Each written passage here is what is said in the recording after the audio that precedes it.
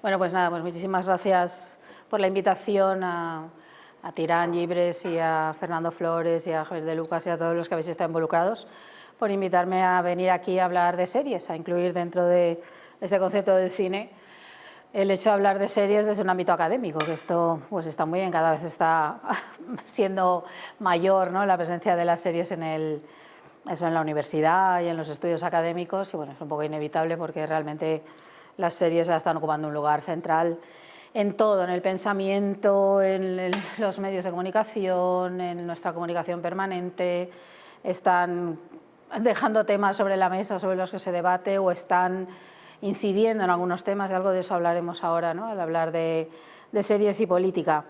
Bueno, yo creo que lo primero que habría que decir es que en realidad, sea una serie, sea una película, una novela, un cuadro, toda obra cultural es política per se, es el lema de las feministas de los años 70, lo personal es político, y esto es absolutamente aplicable a cualquier obra cultural. Cualquier obra cultural tiene un efecto sobre la comunidad en la que actúa, a su vez recoge debates, anhelos, pesadillas, sueños, lo que sea de esa misma comunidad, los reelabora, porque esa es la función del arte y de la cultura, ¿no?, reelaborarlo de otros modos, ¿no?, para expresarlo.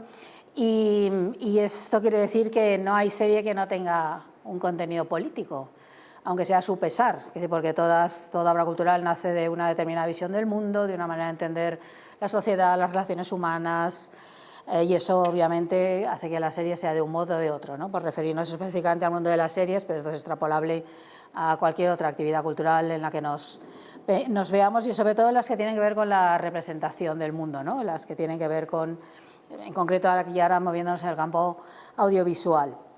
Es verdad que las series y la política, entendida la política en un concepto más convencional, es decir, lo que hacen los políticos, aunque es verdad que la política la hacemos todos, eso también me parece importantísimo porque en muchas series eso también se va a reflejar, la política la hacemos todos los días, en nuestro ámbito colectivo, sea en el ámbito laboral o cualquier otro, pero también en el familiar y en todas partes. Estamos absolutamente atravesados por la política, esto es así, las decisiones que toman los políticos, las leyes que se construyen afectan a nuestras vidas constantemente, a nuestra manera de comportarnos, y a su vez lo que nosotros hacemos y construimos afecta al modo en que esas leyes se hacen, a cómo se organiza la sociedad y todo lo demás. Y yo creo que esto, pues en el caso de las series, que lo que hacen es intentar contar el mundo de maneras muy distintas, pues obviamente se va a reflejar constantemente, ¿no? Pero sí que es cierto que en el debate público se habla cada vez más de series, es facilísimo, acudes a la prensa, sea cual sea, y normalmente siempre hay referencias a las series. Esto llegó a su máximo con Juego de Tronos, para el caso que nos toca, pero no solo, es muy fácil encontrar, los propios políticos hacen referencia a las series para conectar, ¿no?, probablemente con su público y su audiencia, o para ser gráficos a la hora de expresar a lo mejor alguna idea o algún proyecto. Los periodistas se refieren constantemente a series, no me refiero a los de cultura, sino incluso a los periodistas políticos, ¿no?, a las columnas de política, se refieren constantemente a ellas, pues eso, porque eso es fácil de pronto establecer esa unión, ¿no?, con aquello que nos está sucediendo y con algunas cuestiones políticas candentes como están sucediendo, ¿no?, con las series. Y también, por supuesto, las series entran en el debate, eso le dedicaremos una parte al final, pero vamos a ello, ¿no? Digamos que hay como dos grandes series políticas que están cada una en un extremo, que son las que yo creo que cualquiera que piensa en series y política piensa inmediatamente. Una es el ala oeste de la Casa Blanca, por supuesto, y otra es House of Cards, que deriva, la versión americana, que deriva de una serie inglesa previa, que tenía un tono muy parecido, aunque tal vez menos gran guiñol que tiene tal vez House of Cards, ¿no?, este tono así como tan exagerado y demás, ¿no?, una serie muy cínica también. Y digo que son opuestas porque probablemente una representa el idealismo, el ala oeste de la Casa Blanca, la serie de Aaron Sorkin, y la otra representa el cinismo, ¿no?, y el Juego de Tronos de verdad, ¿no?, el de entender la política como alguien que pretende alcanzar el poder por sí mismo, no para hacer cosas, ¿no? El poder es una palabra bien curiosa porque tiene una connotación muy negativa. Aquí vamos a hablar mucho de poder porque estamos hablando de política. Tiene una connotación muy negativa porque, bueno, supone que alcanzar el poder es como poner todas tus fuerzas, ¿no?, para esto, y como ser el más poderoso y dominar a los demás, pero poder es un verbo también y es un sustantivo. En esa función de sustantivo pues es como fea la palabra, porque supone esa lucha, ¿no?, por alcanzar ese poder, pero poder significa hacer cosas, es decir, el poder como verbo es la posibilidad de llegar y hacer cosas, ¿no? Las que consideres oportunas, unas para el bien, otras para el mal, como podemos comprobar día a día. Y digamos que el ala oeste de la Casa Blanca representaría ese idealismo de no solo un presidente que ya quisiéramos en el mundo, en cualquier país, como el presidente Bartlett, ¿no?, con su capacidad, incluso cuando se equivoca, de ser capaz de entender su equivocación, o cuando toma decisiones bien feas, porque toma unas cuantas, de saber cómo las toma y demás, ¿no? Y el equipo este fabuloso que tiene, de personas inteligentísimas, de ingenio rapidísimo, capaces de responder en 2 segundos con una frase inteligentísima, que ojalá fuéramos todos así, esos maravillosos diálogos de Aaron Sorkin, que es como, ojalá fuéramos así de listos, ¿no? Yo esta respuesta necesito 3 días para pensármela. Y representan ese idealismo con un cierto pragmatismo. Es verdad que la serie pues es una especie de política ideal, pero lo cierto es que tampoco renuncia a plantear algunos de los temas más espinosos, más duros, y mostrar cómo hay que tomar decisiones muchas veces absolutamente en contra de tus principios, de tus ideales o incluso del propio sentido común, porque hay que tener en cuenta determinados intereses que a lo mejor antes de llegar a la Casa Blanca pues no son conscientes, ¿no?, de que existen esa trama de intereses que obliga a hacer cosas. Y ese equipo tan inteligente, tan listo, tan capaz de leer la sociedad y leernos a todos rápidamente, pues hace cosas que no están bien. Entonces la serie, aunque siempre se habla de eso, ¿no?, del idealismo, es verdad que lo es, porque sí que promueve esta idea de, pues eso, de llegar al poder para hacer cosas, es decir, para cambiar la sociedad, para paliar injusticias, para intentar que sea menos desigual o para mejorar la vida de mucha gente, aunque luego eso se consiga muy relativamente o solo a veces o a veces nunca, mientras que House of Cards representa todo lo contrario, representa la idea, ¿no?, de un político, él y su mujer, el matrimonio Underwood, que no sabemos cuál es peor, primero él, pero luego vamos descubriendo que ella es un personaje realmente tremendo, y como ellos han configurado una especie de sociedad de intereses, ¿no?, para alcanzar el poder per se. Ahí sí que no hay un para qué ese poder, ¿no? No se plantea en ningún momento este poder como verbo, ¿no? Ellos, todo lo que vemos en House of Cards es una lucha descarnada por el poder, un tipo sin escrúpulos, y ahí luego descubrimos que su mujer también es otra persona absolutamente carente de escrúpulos, que son capaces de cualquier cosa por llegar al poder, simplemente por estar ahí, simplemente por ser los primeros. Claro que eso conlleva que la serie acabe siendo, pues lo decía antes, muy gran guiñol, muy exagerada, muy distorsionada, ¿no? Es muy interesante porque probablemente si preguntáramos qué serie nos parece más realista, casi todo el mundo diría House of Cards. Yo honestamente, a mí me parece bastante poco realista, atención spoiler, hay un presidente que mata a una periodista tirándola a las vías del metro. No creo que se entre dentro del realismo en el que se manejan los políticos, espero que eso no sea así. A mí me parece que probablemente, aun con toda la carga idealista que pueda tener, es más cierta la forma en que se hace política que plantea el ala oeste de la Casa Blanca que no la que plantea House of Cards, por mucho que haya en la política, y lo veamos todos los días, puñaladas traperas, traiciones constantes y demás, que están, pero también hay otras, también hay políticos que intentan cambiar las cosas, grupos de gente que pretenden mejorar, que se están peleando, ¿no?, por conseguir determinadas mejoras. Entonces, eso tiene que ver naturalmente con que tiene mucha mejor prensa la maldad que la bondad. Ser buenista es como un insulto y ser bueno es como el equivalente a ser tonto, desgraciadamente, en esta sociedad. Yo creo que esto deberíamos cambiarlo. Y ser malo es como ser lógico, si no eres malo es que eres tonto, ¿cómo que no eres, no? Esto creo que afecta en general al modo en que se conciben las ficciones, todas ellas, sean sobre política o cualquier otra cosa, ¿no?, que tendemos a entender como mucho más realista, algo que plantea una batalla descarnada por el poder o la envidia y el odio y el enfrentamiento, y no tendemos a ver como realista algo que plantea la cooperación, la solidaridad o el apoyo, cuando sin eso no habríamos triunfado como especie jamás. La cooperación forma tan parte de nosotros como la lucha o la batalla o la conquista, ¿no? Pero bueno, digamos, vivimos en un mundo donde tiene mejor prensa eso, ¿no? House of Cards representa probablemente todo lo peor de la política, esa idea que decía de llegar al poder por sí mismo, o sea, no para nada más que tenerlo. Acaba siendo, yo creo que acaba distorsionando mucho durante todas las temporadas, aún la primera, bueno, pero en las otras vamos viendo cómo están recreándose en un personaje tan malévolo, que no tiene oponente. A mí es una de las cosas que más me costaba de la serie, llega un momento me resultaba completamente inverosímil, ya no tanto que hiciera todas estas maldades, que también, sino el hecho de que nadie se opone, o sea, es el más listo de todos, siempre va 6 pasos por delante de cualquiera, nadie le puede oponer nada y francamente no le veo sentido a eso, porque no creo que eso sea así, y menos en un territorio político como el que plantean, plagado de lobos. No me puedo creer que jamás pueda tener un oponente, ¿no? Pasa un poco como le pasó, aunque no es una serie política, pero es en la misma deriva del personaje, al personaje del Dr. House en la serie House, ¿no? Que empieza, es excéntrico, es un maleducado, es tal, pero llega un momento que están tan encantados con el personaje y es tan autocomplaciente que acaba sin tener, no tiene enemigo ninguno, puede decir cualquier burrada, hacer cualquier barbaridad, aunque él todavía no se carga gente tirándola al metro, como hace Frank Underwood, que va a dar igual, entonces la serie pierde muchísimo interés. Yo creo que esto le pasó un poquito a House of Cards, obviamente antes de todo lo que supuso, ¿no? las acusaciones, ¿no?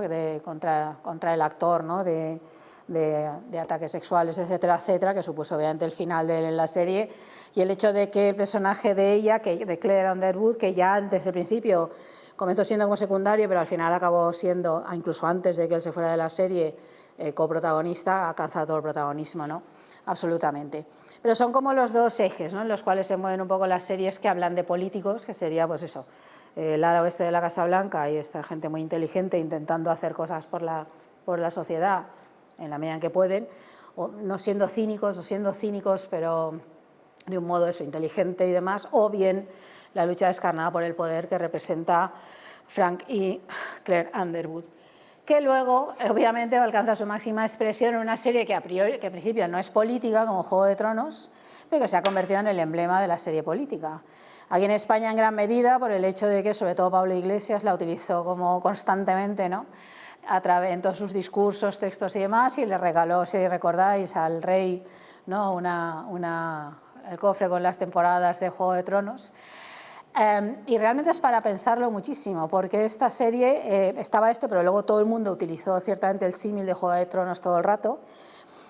Juego de Tronos es una serie muy compleja, porque es una serie de índole fantástica, no es histórica, por mucha gente dice, no, histórica, medieval, ¿no? Tiene obviamente una inspiración profunda, muy medieval, pero obviamente no es histórica, no había dragones en la Edad Media, pintados sí, pero no de verdad, ni brujas de verdad tampoco.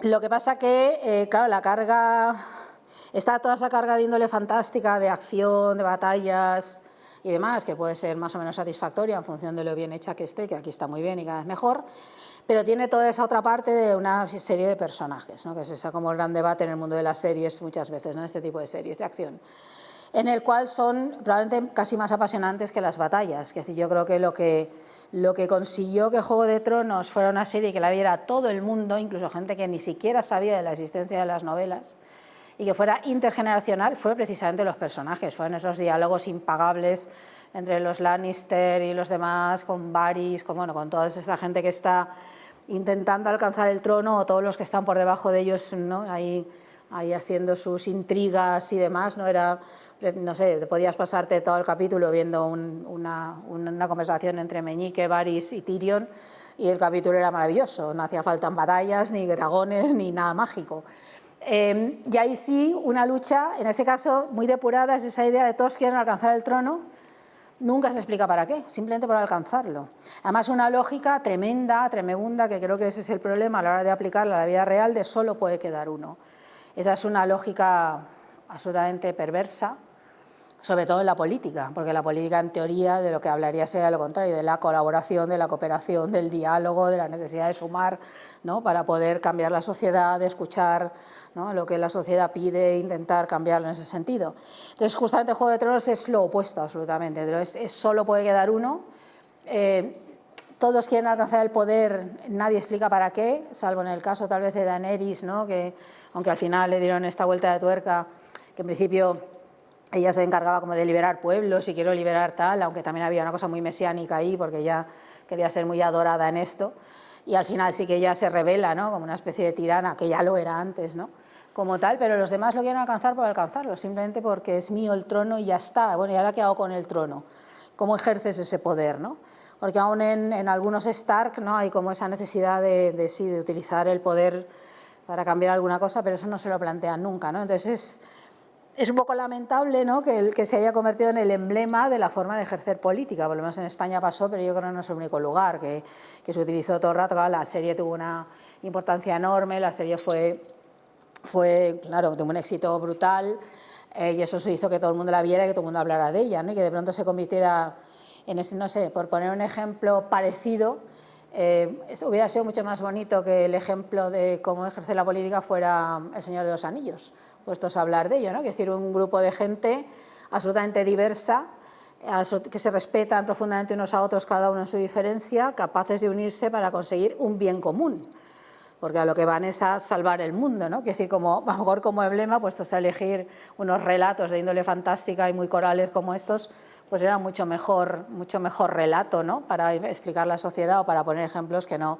tal vez Juego de Tronos, ¿no?, y todo su juego perverso, por más que la serie es maravillosa y la hemos disfrutado muchísimo, ¿no? Esto no tiene nada que ver con la calidad de la serie como tal, ¿no? Pero bueno, ese es el ejemplo, ¿no?, tal vez. Y luego hay algunas series políticas, estas sí también centradas exclusivamente en esto, que digamos no se sitúan en ninguna de las dos partes, en una visión tal vez más realista. Probablemente tiene que ver el hecho de que son series europeas. Una es Borgen. Borgen es una serie danesa de hace 10 años, pero que ahora acaba de estrenar una 4ª temporada retomando al personaje 10 años después de que apareciera, que cuenta la historia, bueno, de una política que llega a ser presidenta de Dinamarca.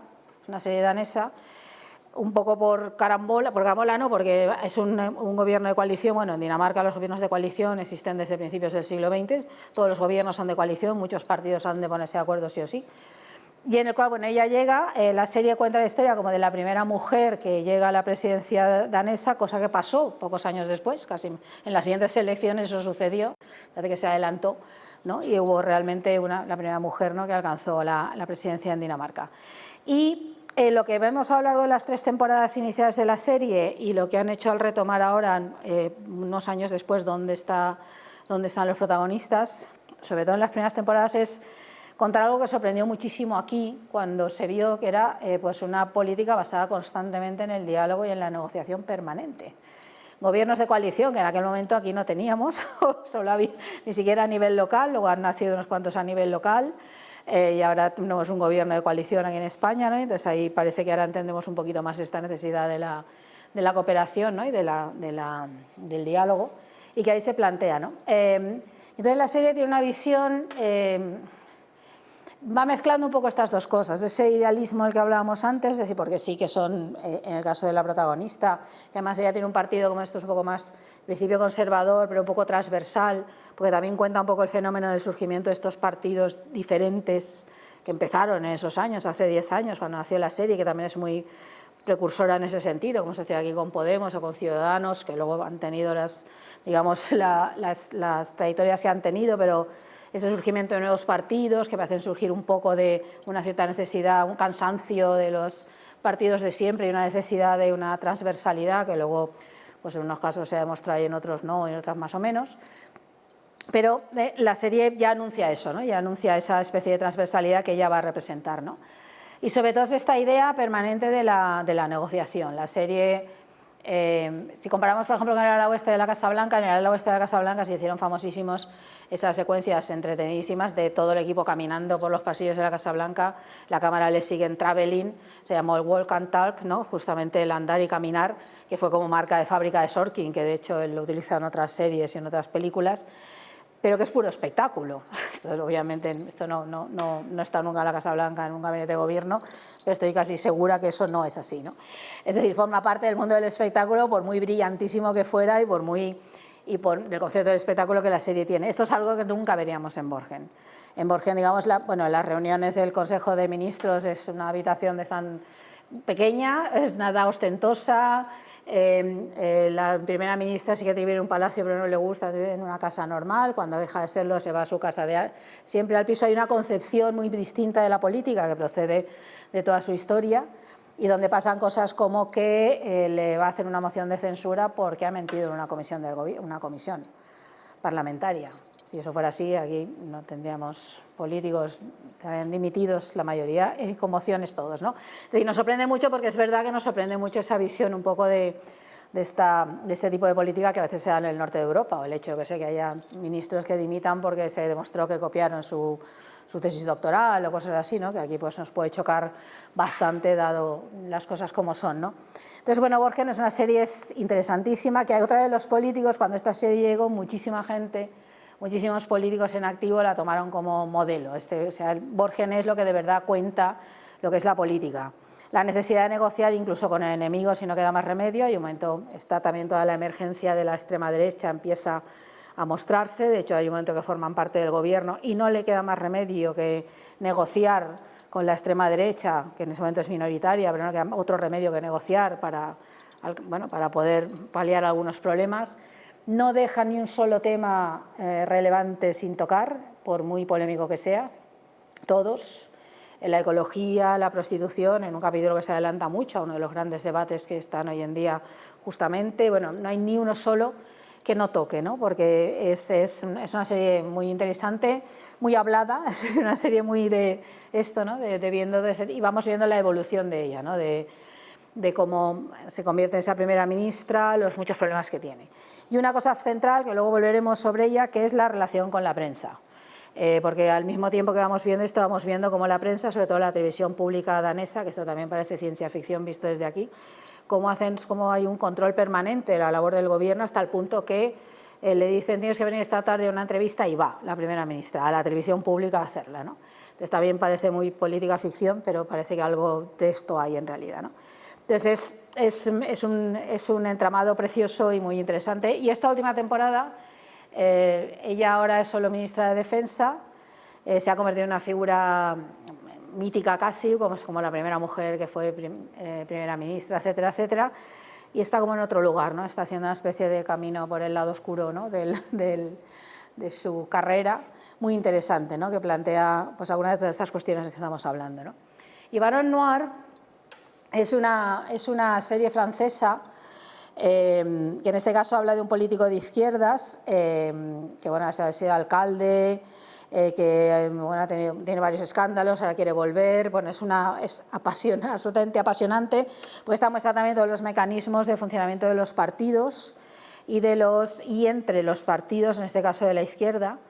Y está toda esa parte que puede ser muy satisfactoria, muy entretenida, de ver esos hilos, de pronto, ¿no? Esas relaciones que van estableciendo o esos pactos que hacen entre unos y otros o cómo van variando y demás, pero sin esquivar ningún debate, incluso algunos profundamente ideológicos, desde la pura izquierda, es decir, debates acerca del modelo social, de cómo convivir con el poder económico, ¿no? Con lo que supone las oligarquías, ¿no? Que imponen la propia agenda y lo difícil que es desde la izquierda plantear determinadas políticas sociales, y no escatima ni uno de esos debates. Es muy francesa en ese sentido, salvo que podemos esperar de Francia, probablemente no de Estados Unidos, entre otras cosas porque ni siquiera allí decir socialismo es como mentar a la bicha, ¿no? Hay manera de plantear eso en un país donde solo se reconocen dos partidos. En Estados Unidos estamos muy acostumbrados cuando hablamos de series y política, pensamos todo el rato en Estados Unidos, recordando que ahí solo hay dos partidos. Claro, que ahora llegue Borgen y haya como 5 en el gobierno y otros fuera, incluidos ecologistas, partidos muy de izquierda, muy a la izquierda, partidos socialdemócratas, etcétera, etcétera.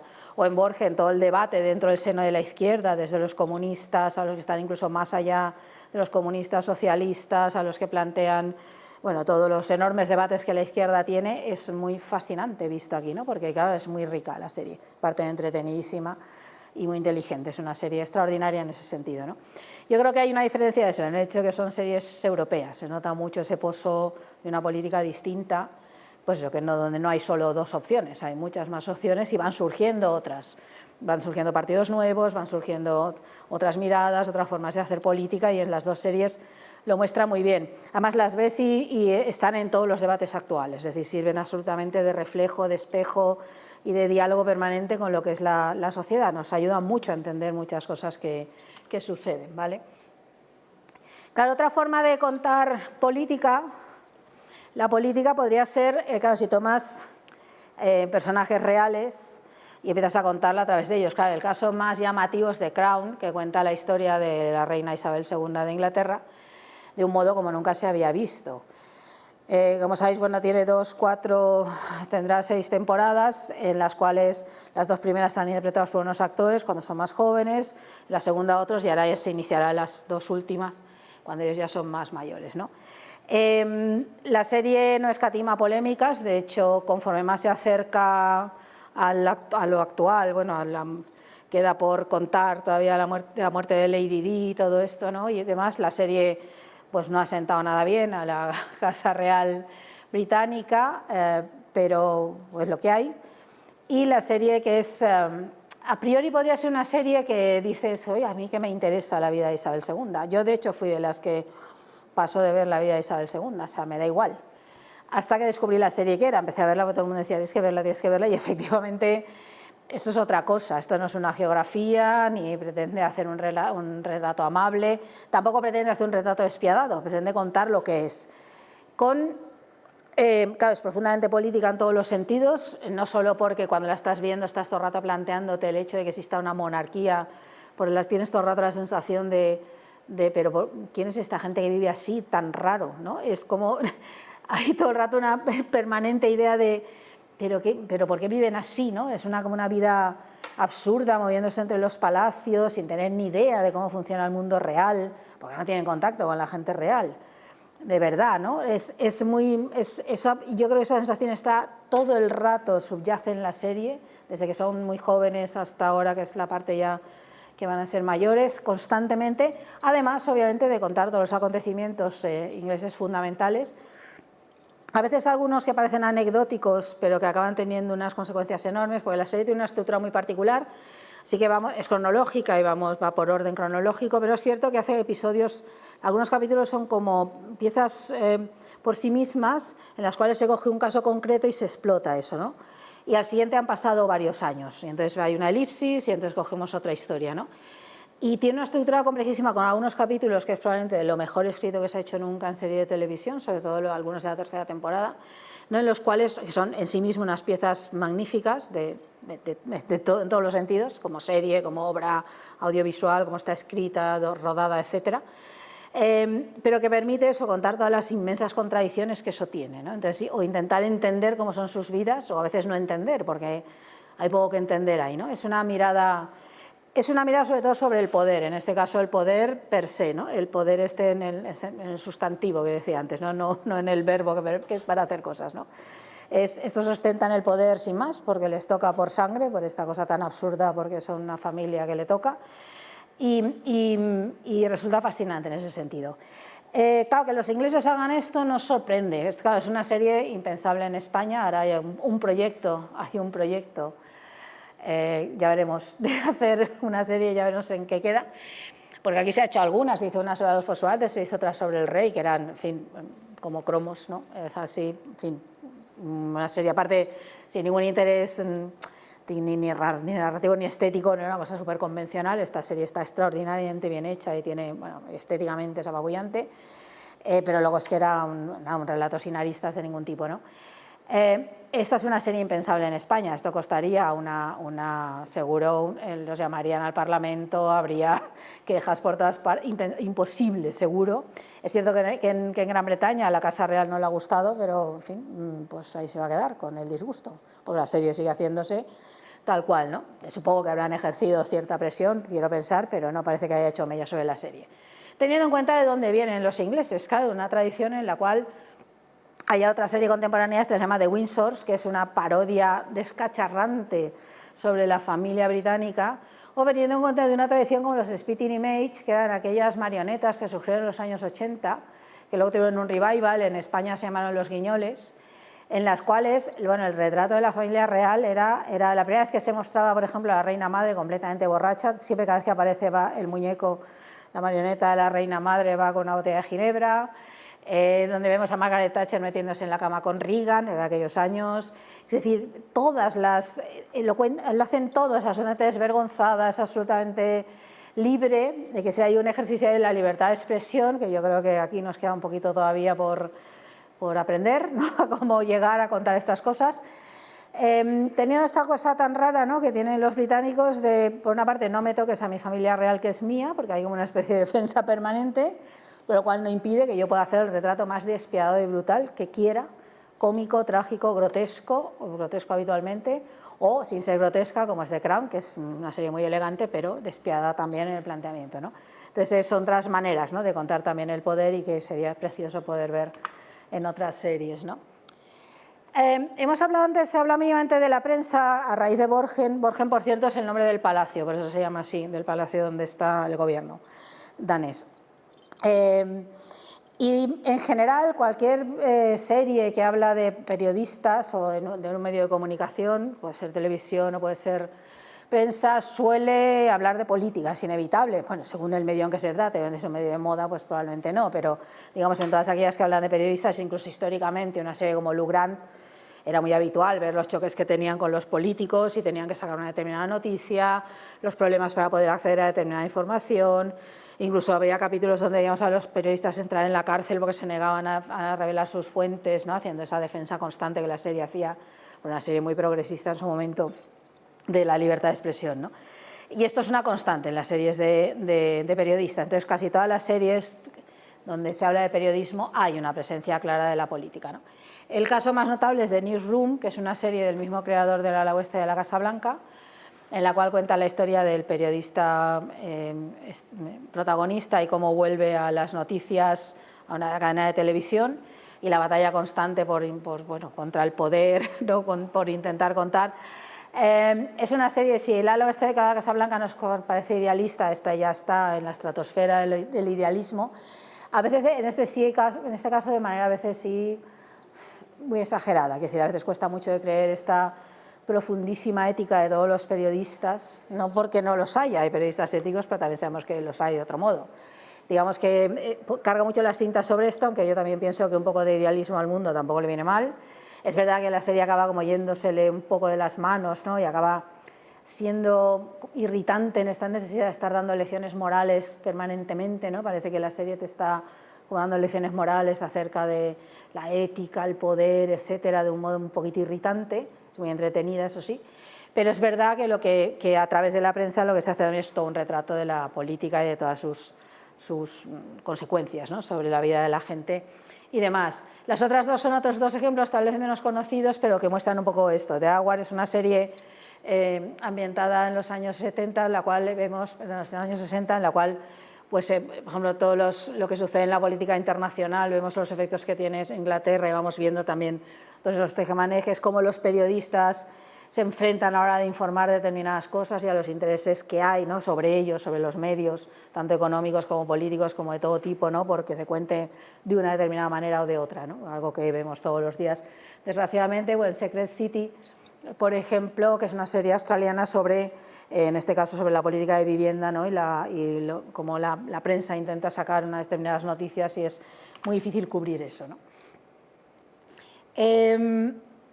Y sobre el ejercicio del poder, hay muchas series, ¿no? He traído estas dos porque me parecen muy significativas. No son series que hablan estrictamente de política, o sea, no son series, digamos que voy a hacer una serie para hablar de política, no es esto, pero son series donde está absolutamente presente.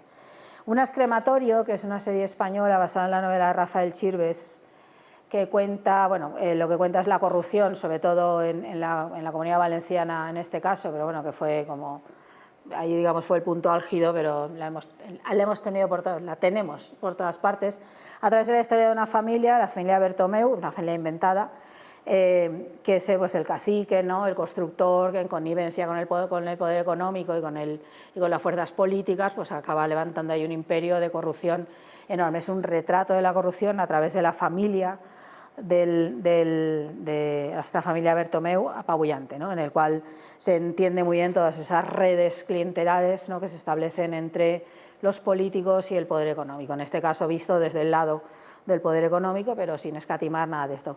Mucho en el ámbito local, que es donde operan muchas de estas cosas, ¿no?, y la imposibilidad de... O sea, la corrupción convertida casi en un modo de actuar, ¿no?, cotidiano y permanente, que es uno de los grandes problemas de la corrupción, que es endémica muchas veces porque es un modo de funcionar y la gente se acostumbra y todo el mundo accede de una manera corrupta a determinadas cosas, ¿no? Entonces la serie lo muestra muy bien.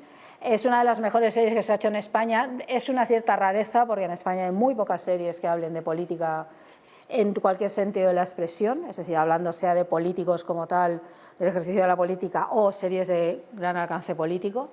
Crematorio es un caso bastante singular, aparte es una serie extraordinaria, estética, narrativamente, como obra audiovisual, un poco distinta, ¿no?, a las ficciones que se hacían en aquel momento, que ha quedado como referente. Otro caso sería Succession, la serie sobre la familia Roy, que son una familia de pues los poseedores de todas las cadenas de televisión, una familia imaginaria, ¿no?, de estos que poseen las cadenas de televisión, todos los medios de comunicación. Ya fijaros, el título es Sucesión, porque el padre es mayor y va a tener que dejar la empresa a los hijos, ¿no?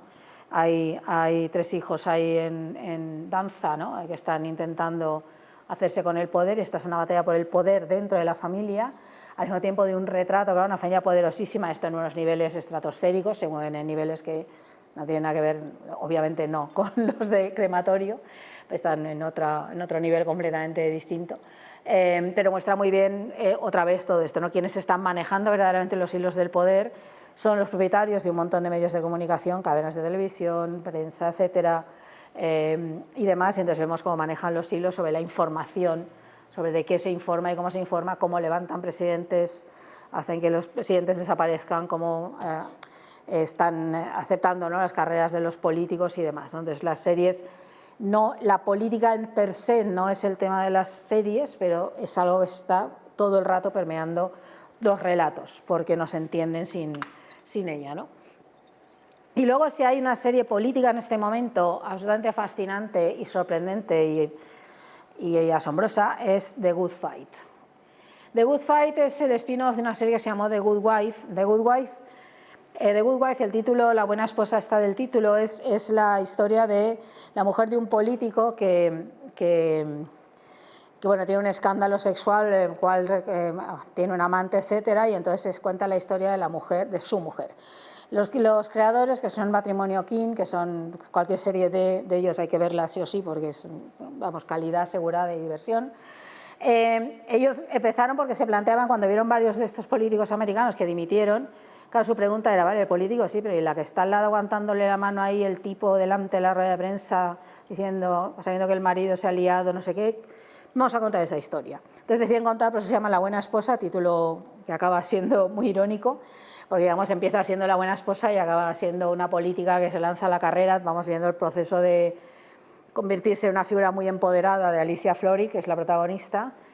Hay varias campañas electorales, porque el marido es gobernador, entonces ahí vemos varias campañas electorales, se ven todos los intríngulis de las campañas electorales de manera brutal, y es muy interesante porque en origen es una serie casi de abogados, es decir, de series, ella es abogada, vuelve a ejercer, porque hasta ahora era señora D, ya se ve obligada a ejercer, y entonces a partir de los casos que van surgiendo está esa parte que sería una serie de abogados más o menos típica, que luego de típica no tiene nada, porque lo que va haciendo es que toda esa historia política va actuando todo el rato y va teniendo que ver permanentemente, ¿no? Entonces es una serie inclasificable, muy larga, porque es de esas series estas de las cadenas generalistas, no son series, quiero decir que no son series de HBO o de Netflix o de nicho en teoría, son series de cadenas generalistas, con lo cual tienen sus trabas y los que pueden contar o no decir y decir, pero hace un retrato absolutamente veraz y también bastante despiadado de todo ese mundo de la política, ¿no? A través de las figuras de los asesores, el jefe de prensa y demás, ¿no? Vamos viendo eso, el efecto sobre las familias, pero a su vez el hecho de que ella sea abogada va permitiendo que veamos pues las políticas, los efectos que tienen verdaderamente, ¿no? La serie, de hecho, tuvo bastantes temporadas, ya digo, es muy larga, habrán temporadas de estas de 22 episodios, ¿no?, como son las series americanas generalistas, y dio lugar a un spin-off, a una serie derivada que se llamó The Good Fight, la buena lucha, en la cual, a partir del personaje interpretado a Christine Baranski, la rubia que veis en la foto, cogen este personaje y entonces la continúan a ella pues en otra serie, que si no es la misma serie. Se puede ver The Good Fight sin haber visto The Good Wife, y deberíais verla todo el mundo porque es una serie que hay que ver. La serie, el primer capítulo, la primera imagen de la serie es la protagonista con cara de absolutamente atónita ante el triunfo de Trump. La serie va a contar el triunfo de Hillary Clinton, que todo el mundo pensaba en su momento que iba a ganar Hillary, y entonces la serie estaba escrita pensando que Hillary ganaba, y seguía. Entonces, claro, tuvieron que cambiarla toda cuando llegó el triunfante. Entonces la serie empieza ahí y de ese asombro y de ese estupor se construye toda la serie. El desconcierto de, claro, de una abogada progresista que defiende los derechos humanos, sí, blanca, WASP, obviamente sí, ¿no? Que además trabaja en un bufete de abogados negros, que esto es central en la serie, y demás, ¿no? Entonces, toda la serie lo que cuenta es el desconcierto. Y esta idea de la buena lucha es cómo luchas contra un enemigo sin escrúpulos, que es Trump y todo lo que representa Trump. Esto lleva en la serie, bueno, es una serie refinadísima en teoría, este despacho de abogados muy refinados, elegantísimos, con trajes de $2000 y demás, y carteras de piel, pero es muy gamberra.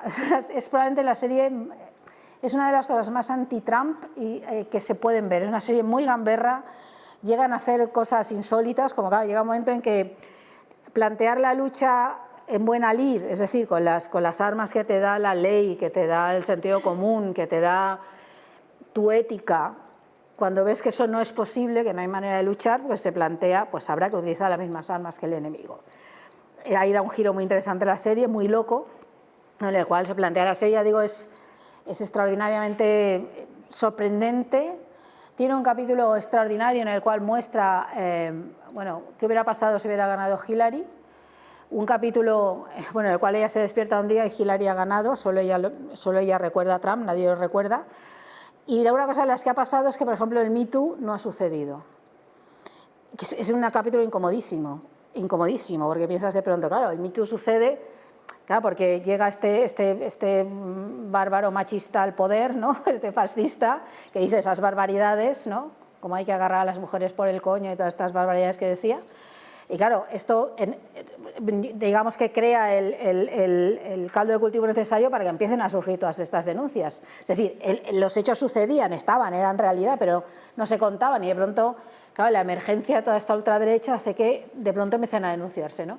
Y ese capítulo incomodísimo y desconcertante, donde lo ves y te quedas con cara de momento que está pasando aquí y te obliga a pensar muchísimo acerca de, claro, qué perverso es esto, ¿no? Igual si hubiera ganado Hillary, a lo mejor todas esas denuncias no se plantean de ese modo, ¿no? Y de pronto el Me Too no ha sucedido, porque el Me Too tiene mucha importancia dentro de la serie. Lo mismo que todo el discurso antirracista, hay una defensa permanente, ¿no? del antirracismo, un ataque frontal contra el racismo.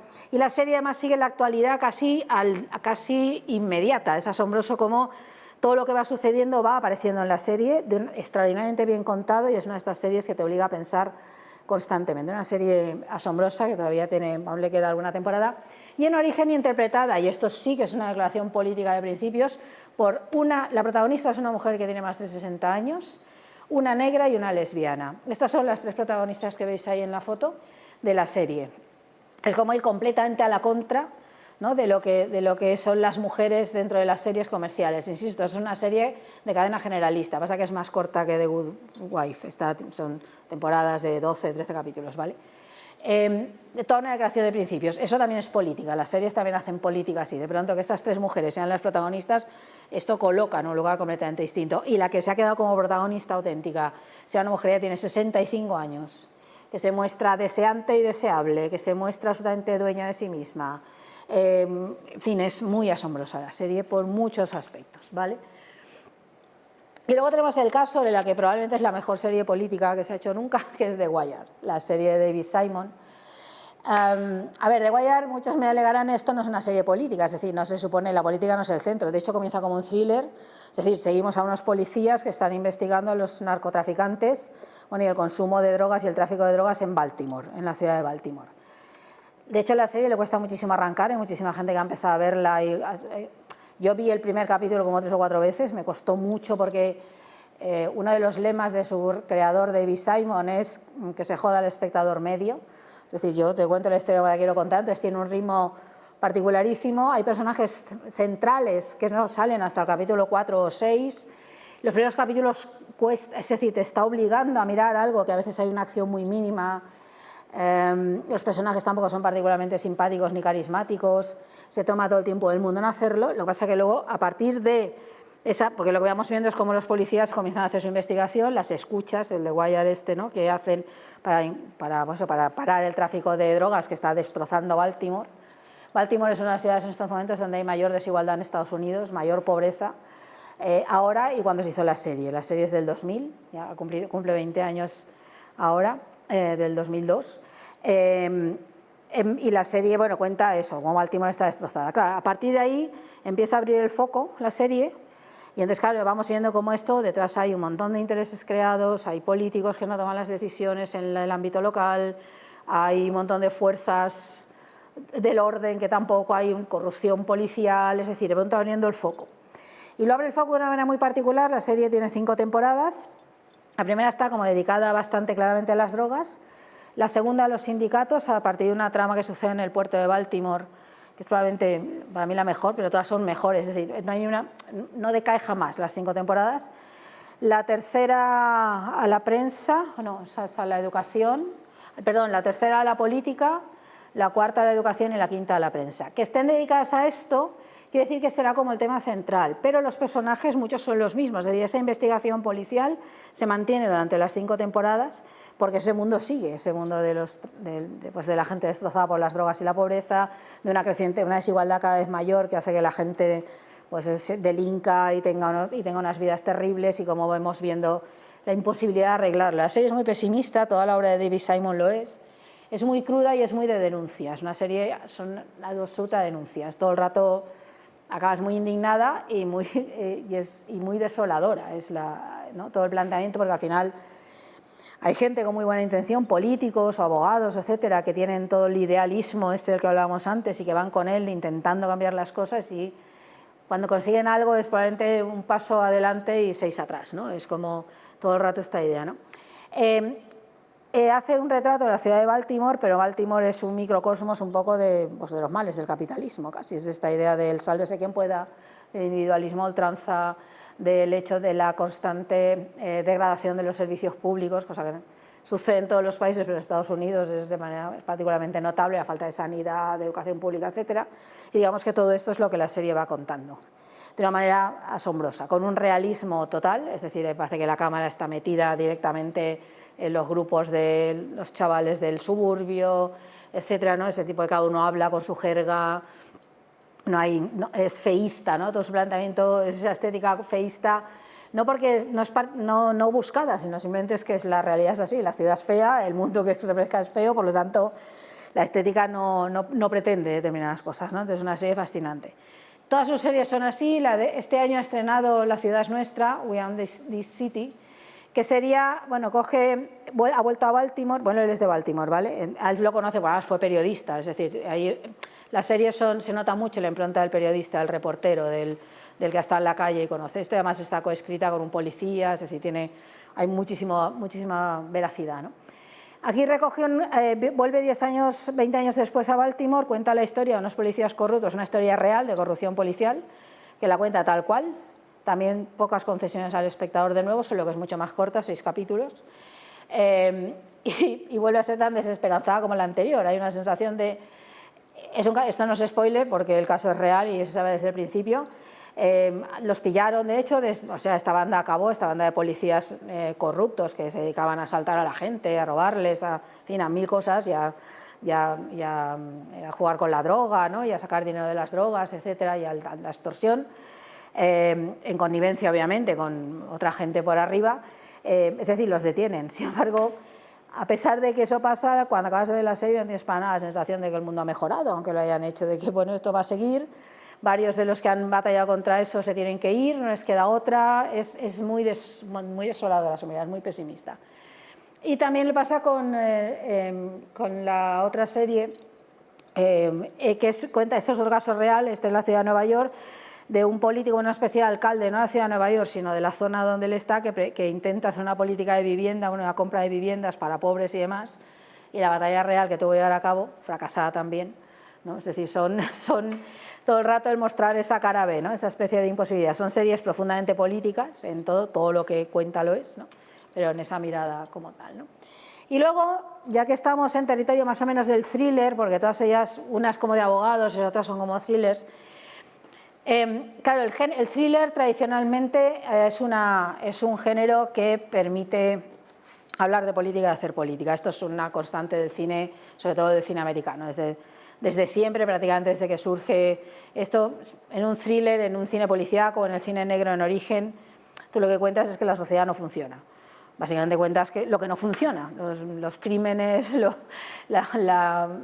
pues la gente que no está satisfecha, las luchas por el poder, hay policías corruptos, jueces corruptos, abogados corruptos, etcétera. Es esa idea, justamente el cine negro cuenta esto. Claro, el thriller desde el origen ha sido una herramienta preciosa para poder contar, por ejemplo, intrigas políticas, ¿no? O cómo a partir de un crimen determinado empiezan a surgir ramificaciones que tienen que ver con la política, ¿no? O incluso ese mismo crimen planteado de una determinada manera pues conlleva. Entonces aquí he puesto 3 ejemplos muy distintos. Uno es The Killing. La serie cuenta a partir de la desaparición de una niña. Bueno, empieza en una pequeña ciudad, empieza una trama que tiene que ver con uno de los políticos de la ciudad, con el entramado, digamos, de las fuerzas vivas, ¿no?, del orden de esa ciudad, y cómo lo que, pues a partir de lo pequeño, digamos, de un suceso concreto, de la desaparición de la niña, empieza eso a abrirse, a mostrar cómo está funcionando esa ciudad y cómo todos los entresijos del poder, en el fondo, están como favoreciendo el crimen, incluso aquellos que no lo saben, es decir, pero están en un entramado que lo que hace es favorecer eso, ¿no? El caso de 24, esta serie fue muy famosa, si recordáis, porque sucedía en tiempo real. Cada capítulo duraba 1 hora, sucedía en tiempo real. O sea, cada temporada era un día en la vida de Jack Bauer. Era serie adrenalínica, acabas agotada de ver cada capítulo. Era como, Dios mío, necesito una ducha y respirar porque estoy agotada. Porque hay muchísima acción todo el rato. Además, esto está contando en tiempo real, en el cual Jack Bauer salva al mundo todas las temporadas, en fin. Aquí sí que aparece porque aparece el presidente de Estados Unidos, hay una trama política enorme, muy grande, porque está en el origen como tal, atentados terroristas, es decir, toda la trama que tiene que ver con eso, con la lucha contra el terrorismo, ¿no? Y digamos que en su necesidad de salvar el mundo, por ejemplo, no duda en torturar a quien haga falta. La serie, de hecho, tuvo muchísimas críticas en su momento porque es una especie de apología de la tortura como método, en teoría, del lado del bien. Yo soy el bueno, el que estoy impidiendo que estalle la bomba donde sea, y entonces yo voy a torturar a quien sea para conseguir esto, ¿no? Esta perversión, ¿no?, que es muy propia, ¿no?, de este tipo de relatos. Es cierto que y el caso de Homeland, que es otra serie, en este caso también de la batalla contra el terrorismo, a partir de, vuelve un soldado que se había considerado desaparecido, estuvo desaparecido varios años en Afganistán, y cuando vuelve hay dudas acerca de si se ha convertido en un espía, ¿no?, o en un posible terrorista islámico o un héroe, y a partir de ahí se empieza una intriga política al más alto nivel internacional, ¿no?, que muestra muy bien muchas cosas de la política exterior de Estados Unidos, digamos, los muchos límites. A ver, la forma en que se saltan muchas líneas rojas, la política antiterrorista, muchas líneas rojas que tienen que ver con la libertad. Esto pasa ahora mismo en 24. Y entonces, la serie, claro, tiene una dimensión política, está desde origen, ¿no?, y cada vez mayor. Es muy habitual en el caso en el caso del cine en Estados Unidos, en el cine de Hollywood y en las series, muchísimas series, lo que se llama procedimentales. Las procedimentales son estas series que tienen, cada capítulo es un caso. Las de abogados, las de policía se llaman así, ¿no? Y son series muy de cadenas generalistas y muy de rellenar, ¿no? Series de relleno que puedes ver un capítulo, no ver otro después y no pasa nada porque no hay una continuidad. Sí, los personajes les pasan cosas, pero no es lo esencial, ¿no? Cada vez se resuelve el caso. Y a veces es asombroso, y esto siempre yo creo que nos ha asombrado, visto desde España muchísimo, como en el caso del cine americano, incluso del cine de serie B o de una película sin mayor importancia, una serie de chicha y nabo, son absolutamente capaces de plantear, por ejemplo, un juez corrupto, o un policía corrupto, o un político corrupto, o no sé, que a alguien de pronto le aplican esa legislación antiterrorista y acaba denunciando al propio gobierno, ¿no? O cómo la sanidad no funciona, ¿no?, y la gente muere porque no tiene dinero, ¿no? Y esto a veces pasa en series comerciales, sin más, ¿no? Claro, hay una tradición ahí, hablamos de la tradición inglesa de poder reírse de sus dirigentes, que en el caso de Estados Unidos tiene que ver con esa capacidad para someter a crítica permanente todos los mecanismos del poder. Y esto todos tenemos la experiencia viendo series, que de pronto te asombras diciendo, pues es una serie de relleno, de acción pura y dura, y de pronto me estás contando que hay una trama de policías corruptos aquí, o que hay un juez en connivencia con un político, y no hay problema con esto, ¿no? Entonces, claro, esto hace que en realidad casi todas las series tengan como esa dimensión, ¿no? Esta idea del thriller, voy a pasar un poco rápido por esto, que voy Esta idea del thriller, por ejemplo, se aplica en general en todas partes. Bueno, en Francia hay toda una tradición, en todo su cine, muchísimas series, donde los policíacos lo que hace es como contar todos los males sociales a través de intrigas policíacas. El investigador comienza a sacar a la luz los trapos sucios, todo lo que no funciona, ¿no? Entonces hay una tradición enorme, ¿no? Y en el caso español, últimamente hay bastantes series con cierta estructura de thrillers, es decir, una investigación policial, que tiene muchísimas ramificaciones políticas. Antidisturbios, que es una serie bastante insólita, yo creo que nadie se la esperaba, que cuenta pues, una investigación a la que se somete a un grupo de antidisturbios, de policías antidisturbios, porque en un desahucio en el que van a la fuerza, en una corrala de gente muy pobre, que es lo que pasa con los desahucios, que desahucian a gente muy pobre y van ahí un montón de lecheras de la policía, muere un chaval inmigrante subsahariano y entonces se inicia una investigación para ver qué ha sucedido. Y es una policía que investiga y les investiga a ellos. Y todo el rato es esa investigación. Claro, y de pronto, digamos que nadie se esperaba esta serie porque, claro, el retrato que se hace de ese grupo de policías es muy poco amable. No tanto porque ellos sean como son, ahí no se oculta pues, digamos, la furgoneta llena de banderas ultras, es decir, hay como toda una parafernalia que hay ahí, pero va mucho más allá porque no se trata de que ellos en sí sean así, unos policías más que otros, hay de todo, pero digamos que en la serie algunos, sino que son como la herramienta del poder para ejercer determinada violencia sobre los ciudadanos, ¿no? Entonces, es decir, la policía antidisturbios carga contra los ciudadanos y en la serie vamos a ver esto todo el rato, ¿no? Y cómo acaba apareciendo un personaje que es como el comisario Villarejo, ¿no? Que es el que está manejando como todos los hilos ahí, y claro, y un nivel de corrupción que va del policía en la calle, que es como la fuerza de choque de todo esto, ¿no? De todo este poder, ¿no? Que está, pues un poder corrupto absolutamente y que no le importa, digamos, que el bien se cumpla o que el bien común se cumpla como tal, ¿no? Y ellos son como la fuerza de choque, ¿no? Entonces es muy interesante, fue una serie muy inesperada porque digamos que nadie se esperaba esta parte, extraordinariamente bien hecha, extraordinariamente, el primer capítulo dedicado al desahucio es apabullante cómo está realizado, pero digamos que eso. Con el caso de Fariña, que es una serie sobre Sito Miñanco y todo el tráfico de cocaína y de drogas en la costa gallega, que no oculta para nada toda la connivencia con el poder político, para nada. Y aparecen incluso nombres reales, como el de Fraga o el de otros políticos reales, ¿no? Que estaban ahí. Entonces es una serie que a partir de, vamos a contar la historia real, ¿no? De este grupo de narcotraficantes con mucho realismo, una serie excelente, pues claro, se vuelve a contar otra vez todas estas ramificaciones políticas. O el caso de Malaca, que en este caso Malaca es Málaga, y entonces vamos a contar, bueno, está la Málaga turística, la de los ricos, la de los jeques, ¿no? Que veranean allí, ¿no? Torremolinos, tal, Marbella, estas cosas, pero pues la desigualdad, ¿no? Y a partir de la gente desahuciada por la sociedad, ¿no? Y a partir de un policía que investiga, un policía corrupto, que se muestra como tal en la primera secuencia, corrupto de andar por casa, no corrupto de gran corrupción, de robo un poquito aquí a este pobre matado, ¿no? Un poco así, ¿no? Como tal, a partir de él, que es un personaje estupendo, en sus luces y sombras, ¿no? A partir de ahí se va contando todo eso, ¿no? Entonces, pues otra vez como todo el entramado político, la estructura policíaca lo permite, ¿no? O como en España se han empezado a tratar algunos temas que nunca se trataban, como el de la ETA, a través de dos series muy distintas, como Patria o La línea invisible. Patria, la adaptación de la famosa novela, o La línea invisible, que cuenta los inicios de ETA. Todavía tenemos límites, ¿eh? Está la noticia que se ha puesto ahí, Rodrigo Sorogoyen, en Movistar han decidido que no se hable de la guerra civil. Rodrigo Sorogoyen, el autor de Antidisturbios, su siguiente proyecto era un proyecto sobre la guerra civil que iba a producir Movistar. En teoría estaba atado, pero no, Movistar se ha tirado atrás. Hay temas que todavía no, porque presuponen que la mirada que va a aplicar Sorogoyen, pues a lo mejor no es la que se quiere. Entonces hay temas que todavía va a costar un poco hacer. Y luego están, bueno, estos son este tipo de series que os decía antes, los procedimentales, estas series de acción pura y dura, donde siempre las fuerzas del orden, pues vemos a las fuerzas del orden, ¿no? Actuando.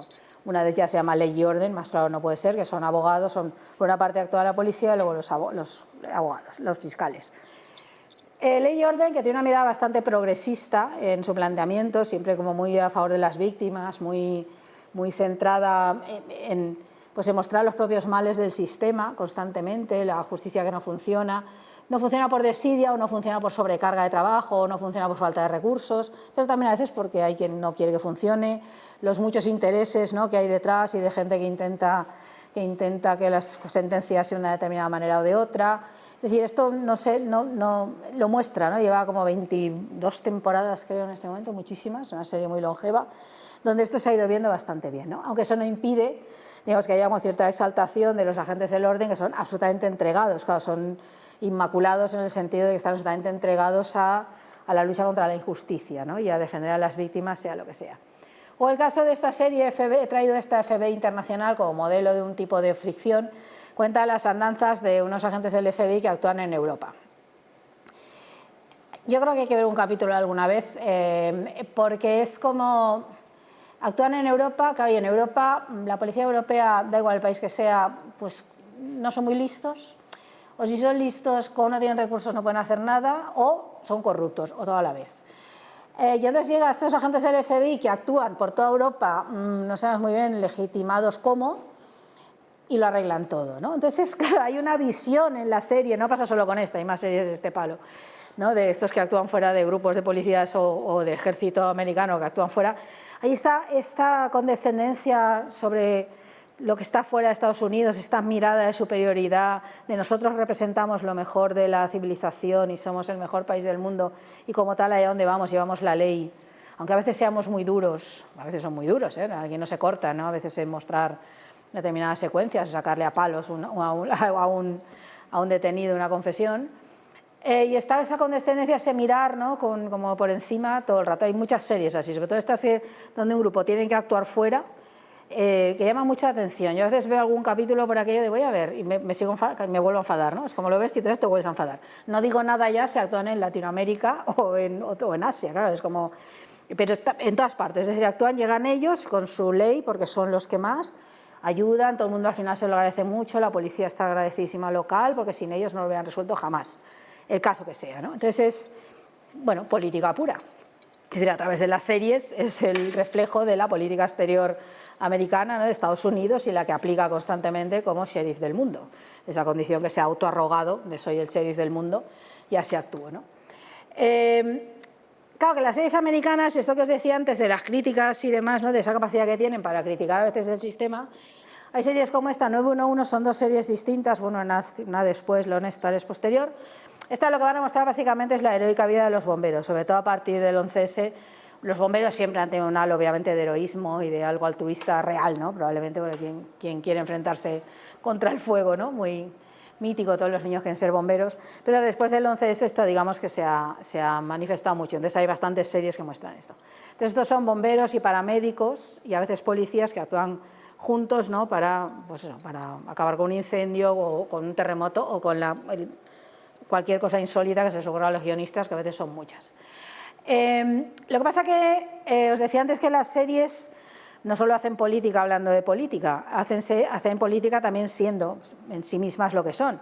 Y por ejemplo, en ambos casos, los equipos que están formados de policías, bomberos, vemos personas trans, obviamente personas de todo tipo de orígenes, de toda orientación sexual, es decir, hay una decisión desde la producción, desde los creadores y la producción de vale, estos van a ser los salvadores del mundo, esto evidentemente sí, son todo altruismo y tal, pero aquí hay una cuestión de representación fundamental, que a veces han tenido críticas, en el sentido de, pues la crítica woke esta que hacen siempre de, ya están poniendo uno de cada para que parezca que el mundo es diverso, pues claro que es diverso, pues eso es, ¿no? Entonces digamos que la decisión política es previa, luego la serie es como muy de acción y obviamente también tiene sus ramificaciones, pero la idea es en el origen, es decir, vamos a mostrar eso, pues bomberos gays, trans, paramédicos de todas las nacionalidades posibles y orígenes, incluido musulmán, oriental, etcétera, conviviendo, es decir, compartiendo y entendiéndose para hacer del mundo un lugar mejor, ¿no? Ni tan mal. Fueran como esa y no como FBI Internacional. O las series de, traído aquí ahora también de Grey, las series de médicos. Veamos, el caso de New Amsterdam, esta es una serie de médicos, casos, claro, los hospitales son lugares ideales para hacer una serie, porque ahí es todo el rato el enfrentamiento contra la muerte, ¿no? El salvar vidas o casos muy dramáticos, ¿no? Y claro, desde siempre ha habido series de médicos y siempre habrá series de médicos, ¿vale? ¿Qué diferencia New Amsterdam? Que la acción transcurre en un hospital público, que es un trasunto del hospital público más antiguo de Estados Unidos y que está basado en el libro que publicó uno de los directores, que intentó cambiar las cosas. La serie es una permanente denuncia del sistema sanitario americano, que es terrible, o sea, de la falta de recursos, de la imposibilidad de conseguirlos, a través de la figura del director del hospital, que es este que veis aquí, una figura un poco idealizada, ¿no? Que va todo el rato diciendo ¿qué puedo hacer por ti? Y entonces se pega con quien haga falta para conseguir lo que sea, con soluciones a veces muy imaginativas que ojalá en la administración pública se pudieran aplicar algunas veces, solucionaría muchos problemas. Pero es increíble, es una defensa permanente de la sanidad pública y sobre todo una denuncia permanente de los intereses económicos y también políticos que hay detrás de quien no quiere que la sanidad pública mejore, ¿no? Entonces, siendo además de acción y gente que se lía unos con otros, típico de los hospitales, tiene como todos los clichés de los hospitales, un poco menos que Anatomía de Grey, digamos más moderado, a través de varios personajes, pero es muy política en su planteamiento.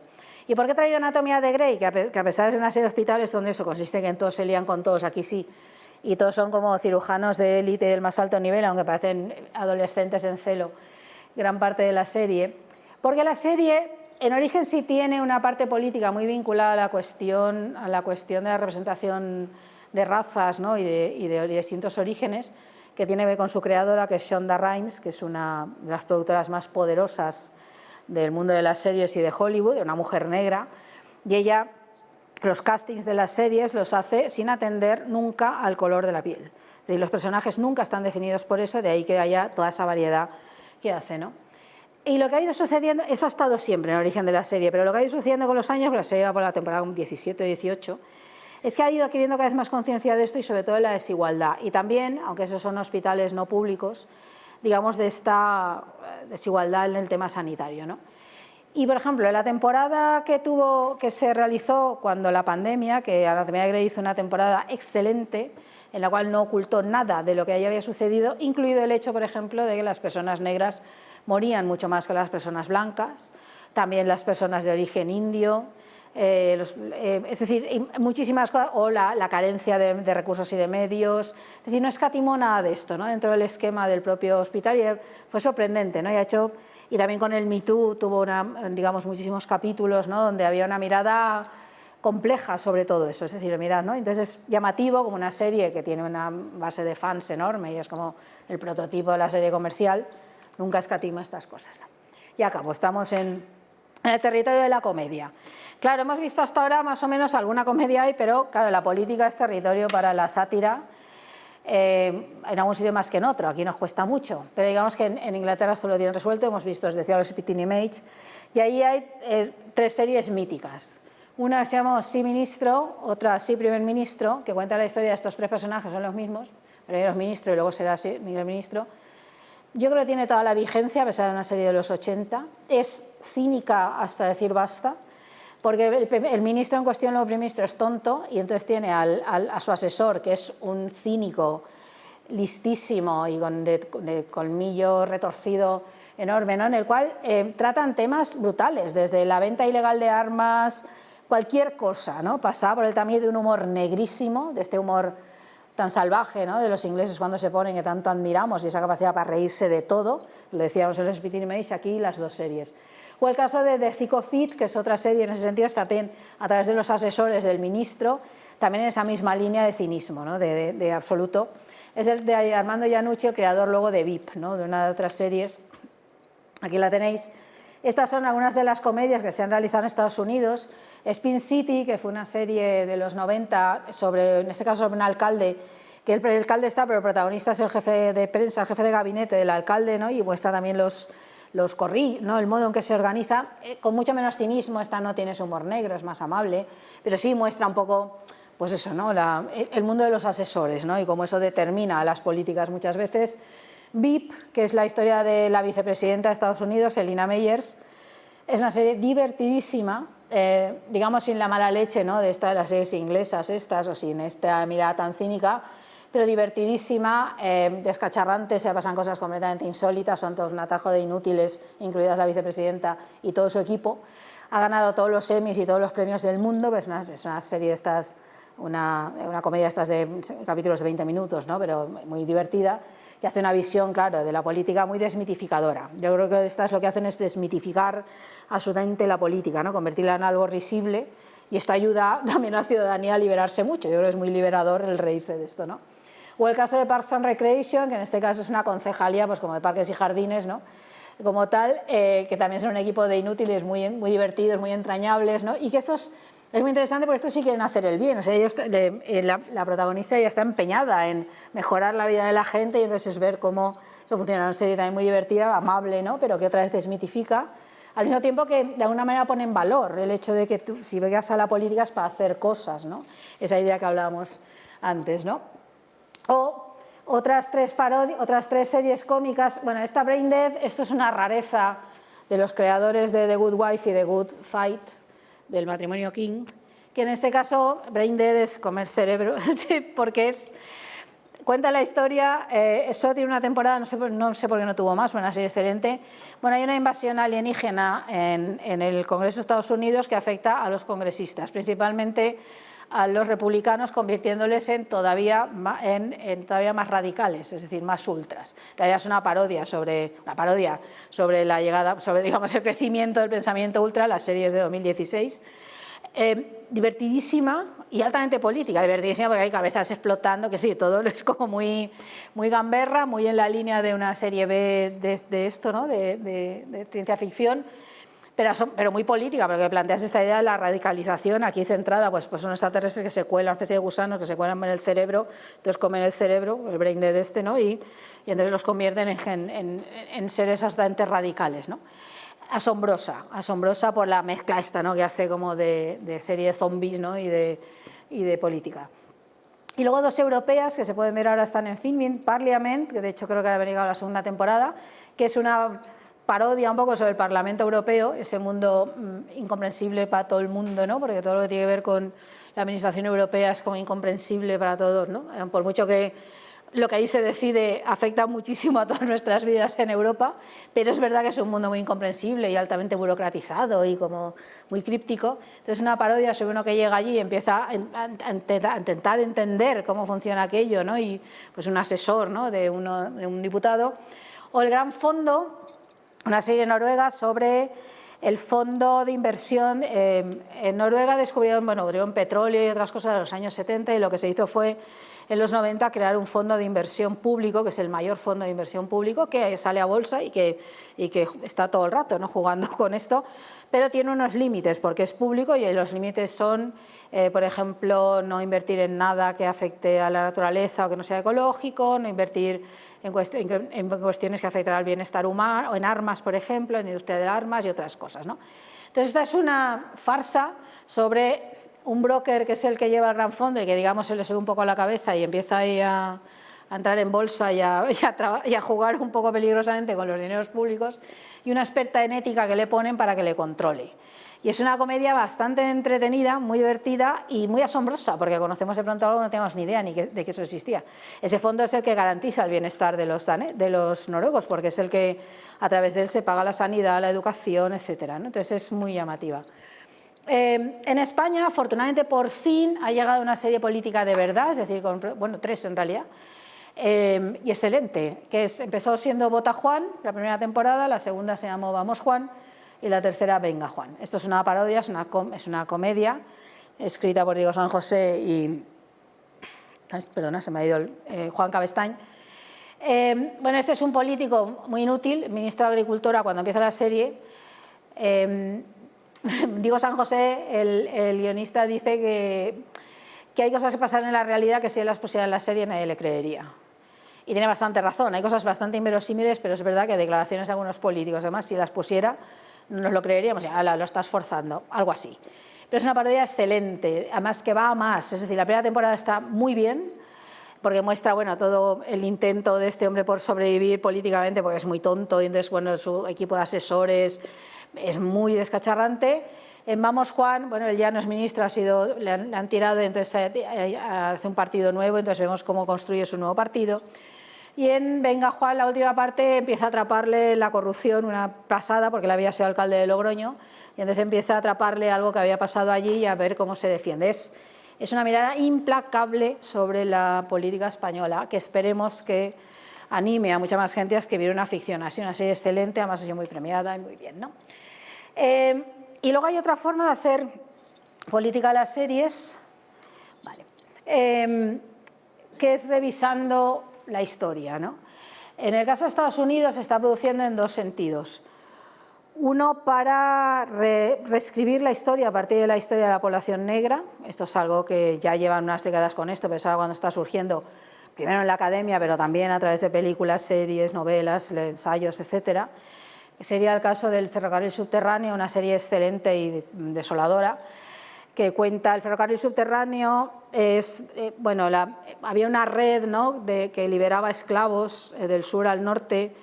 No era un ferrocarril como tal, se llamaba así, pero era como una red, ¿no?, de gente que podía liberarlos, ¿no? Entonces cuenta esta historia de una manera muy particular, a ratos muy surrealista y con un tono muy, a veces irreal, muy sorprendente, en el cual, claro, lo que hace es contar algunos episodios de la historia de Estados Unidos no contados, porque no se habían contado.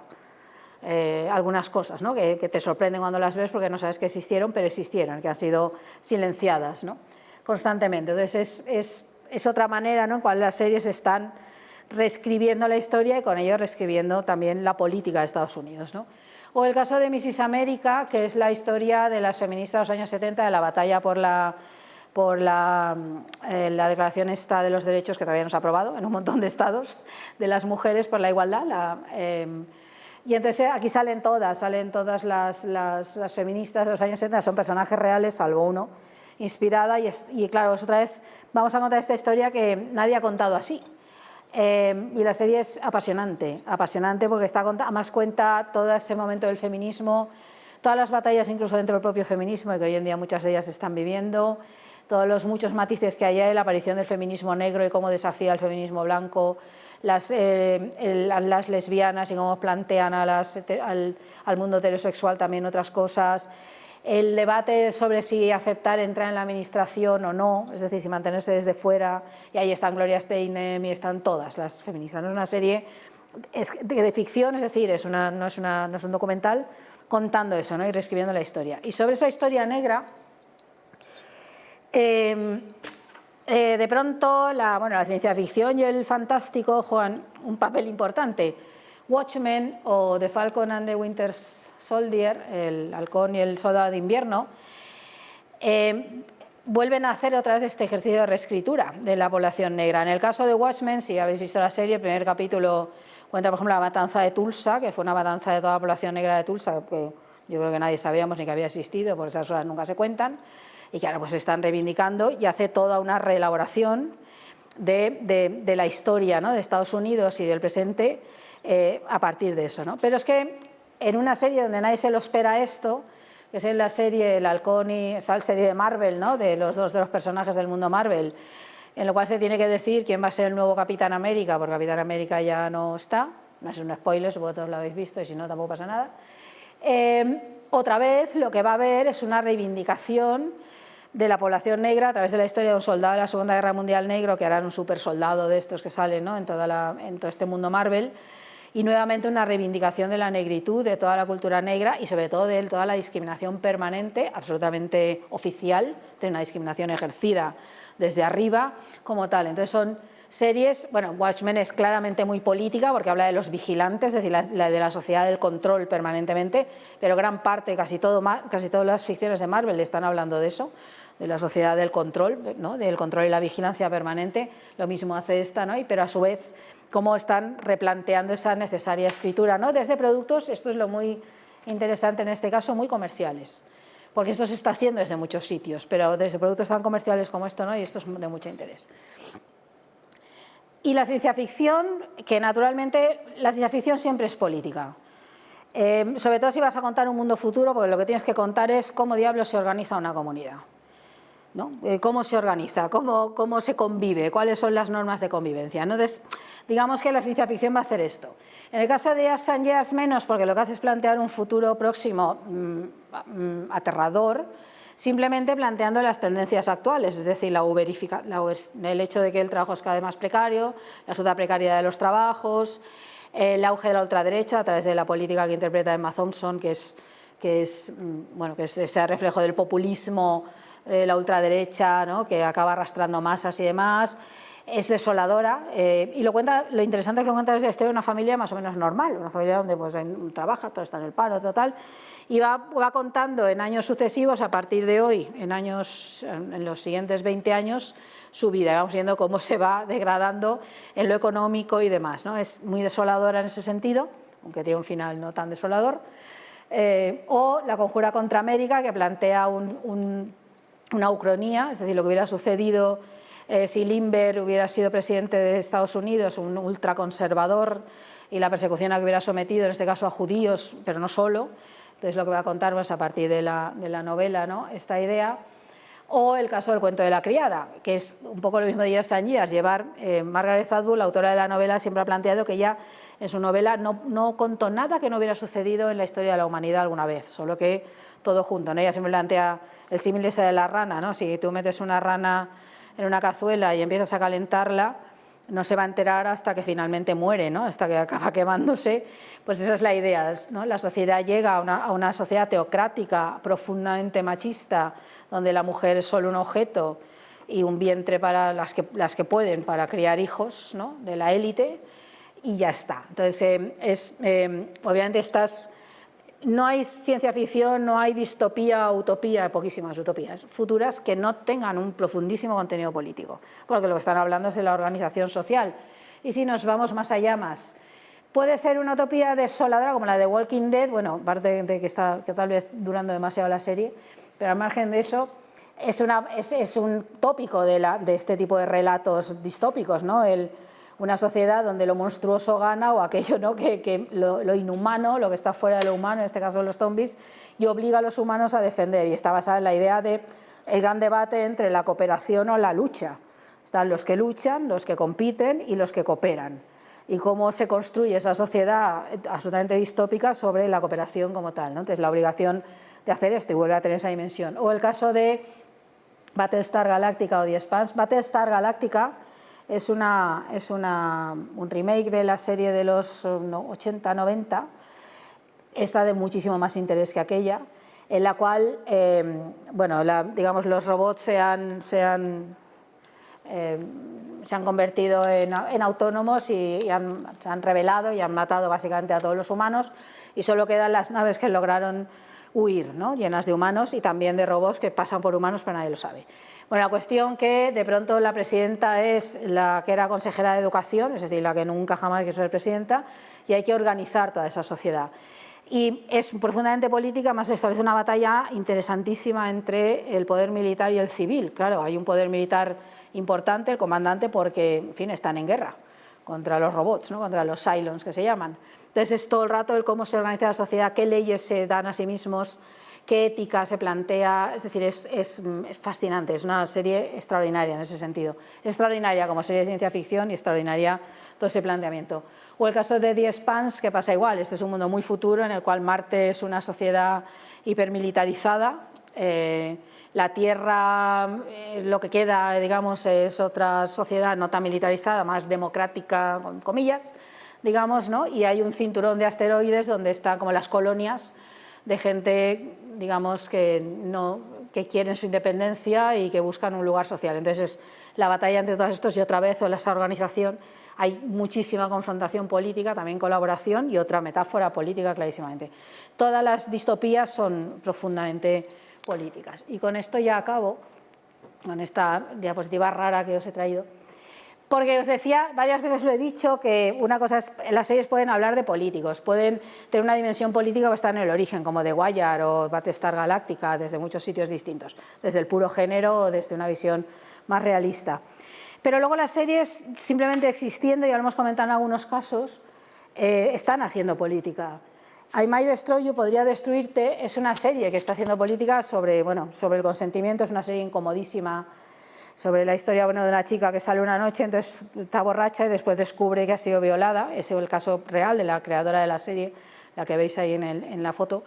Y a partir de ahí empieza una reflexión, digo reflexión, aunque es una serie de ficción, es de que pasan cosas, con un argumento tan incómoda acerca de los límites del consentimiento, de la libertad sexual, incomodísima que nos colocan en uno de los grandes debates sociales y políticos que tenemos en este momento. Digo políticos porque resuelven leyes, es decir, obviamente, y en el Parlamento, ¿no?, como tal, por más que es un debate social amplísimo, pero incomodísima, o sea, de plantearlo con toda la crudeza y con algunas derivadas que no te imaginas. Es inteligentísima la serie. El caso de Sex Education, acerca de la educación sexual, otro tema que parecía que alguna vez debería estar resuelto, pero parece ser que no.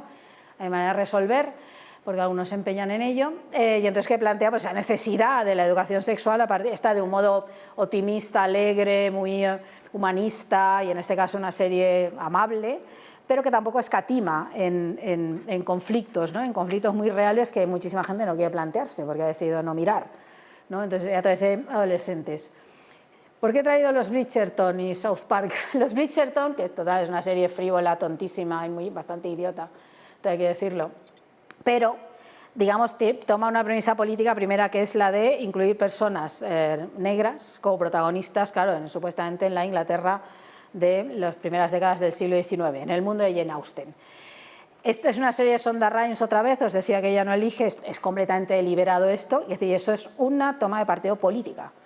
Es decir, yo te voy a contar aquí, el duque es un señor negro y la reina también lo es y la otra también lo es, sin problemas. Esto ha levantado mucha polémica, porque mucha gente considera que históricamente eso es inviable, probablemente sí, nadie está diciendo que no, pero es igual, los Bridgerton es una serie para soñar y ya está, pues una serie de otra índole, pero como ejercicio de representación interesantísimo, porque de pronto nos colocan todas las contradicciones y nos obliga a pensar sobre ello. O una serie como South Park, con todas sus gamberradas, que además se meten con la política o la economía, pues la serie para adultos, como siempre ha dicho su creador, que lo que hace es, sobre todo, llevar hasta el límite la libertad de expresión. Muchas de estas series que yo he traído lo hacen, ¿no? Pero el caso de South Park, con estos dibujitos como amables, que son bastante terribles, ¿no?, en todo lo que hacen, y que están colocándonos constantemente en un lugar incomodísimo, ¿no? Series todas ellas que desde lugares muy insólitos pues están incidiendo en el debate político y social que tenemos en cada momento. Y creo que al final lo he hecho muy largo, pero espero que os haya servido de algo. Así que si alguien quiere preguntar o decir o comentar. Pues vamos a leer algunas preguntas que nos han enviado. De Estrella, de Sevilla. Gracias por la ponencia, muy interesante. Me gustaría saber, de todas las series que ha comentado, ¿cuál es la que más cree que puede impactar o influir en el público y por qué? Uf, qué difícil eso. Es que depende. A ver, estamos comentando ahora fuera de micro, no sé qué. Por ejemplo, aquí en España impactó bastante Antidisturbios por el tono y porque estaba contando unas cosas que no solemos ver en las series, una manera de contar pues la violencia policial o la violencia del Estado de una manera que no es habitual ver en un producto en principio comercial, como es una serie, por muy autoral que sea, ¿no? Tal vez. Yo creo que The Crown es una serie que sorprende mucho, que impacta porque tampoco te esperas la profundidad con la que plantea todas esas cuestiones, o cómo a través de la vida de la reina, de la familia de la reina de Inglaterra, plantea una serie de cuestiones acerca pues, de la función del Estado, de la sociedad, no solo inglesa, sino de otras cosas que tienen que ver con eso, ¿no? Entonces no sabría decir. Yo creo que The Wire impacta mucho, porque cuando logras, digamos, pasar esa dificultad a veces de ver los primeros capítulos que a veces cuestan y que tienen que atrapar, una vez te atrapa y a veces duele mucho esa serie, es muy dolorosa porque por esta cosa que os decía es que a pesar de que hay gente que quiere arreglarlo, esto parece que no hay modo, o arreglas un 20%, y a veces muy cosmético, ¿no?, pero el resto no se arregla, ¿no? Entonces no sé, tal vez esas, no sé, tenía que pensarme, lo cual impactaría más. Yo entiendo que esas son series que impactan bastante. Pues muchas gracias. Tenemos una pregunta de Sandra, de Colombia. gracias por su intervención. ¿Qué influencia sociopolítica puede tener en la juventud actual la forma en la que se muestra el manejo de poder en House of Cards? A ver, yo creo que si solo ves a House of Cards es un problema, porque la idea va a ser que lo único que importa es llegar al poder, el fin justifica los medios, entonces vale cualquier medio, desde engañar, mentir y matar, es decir, porque claro, es un psicópata. A ver, yo creo que House of Cards representa un poco una de las grandes figuras de nuestro tiempo y que explica nuestro mundo es el psicópata. No sé, protagoniza infinitas series, películas, ficciones, desde el psicópata que mata constantemente, más truculento, a los que no matan, porque hay muchos psicópatas que no matan, pero digamos que, pues eso, que son gente sin empatía, ¿no? Y sin capacidad de ponerse en el lugar del otro, y yo creo que esto es la exaltación más profunda de eso, tal vez, ¿no? Entonces yo creo que bueno, yo creo que ha causado un efecto muy negativo, de alejar muchísimo de la política, el de suponer que la política solo existe para los interesados, para la gente que quiere medrar, para los que quieren poder, en el sentido que hablamos. Y yo creo que la política no es eso, y creo que cualquiera de nosotros estamos de acuerdo. La política es otra cosa, es lo que se hace en lo común, es la intervención, ¿no?, en aquello que tiene que ver con la sociedad. La ejercemos todos, de una manera o de otra, siempre, en un nivel u otro, constantemente, porque simplemente por el hecho de convivir. Entonces yo creo que hay que tener una visión un poco distinta de la política. Eso ayudaría también un poco a que desaparecieran los psicópatas, supongo.